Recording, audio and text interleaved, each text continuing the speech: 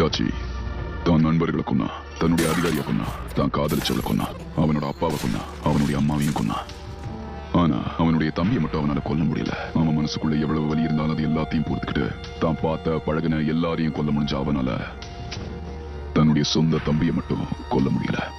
அதுக்கப்புறம் தனிப்பட்ட முறையில 3வது ஹோக்காகவே சந்திச்சு டான்சோ கிட்ட இருந்தும் மத்தவங்க கிட்ட இருந்தும் உன்னை பாதுகாக்க சொல்லி கேட்டான்.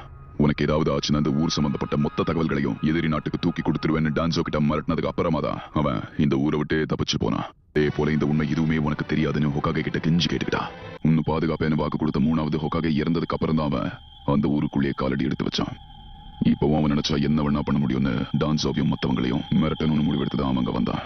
அவனை பொறுத்த வரைக்கும் உன்னோட உயிர் இந்த ஊரை விட ரொம்ப முக்கியமான ஒண்ணு. 10 விரல் கோலம் போட பூமி மேல முளைச்ச சித்திரமே, பூவசைவ பார்த்து பார்த்து ஆயுள் கூடும் எனக்கு.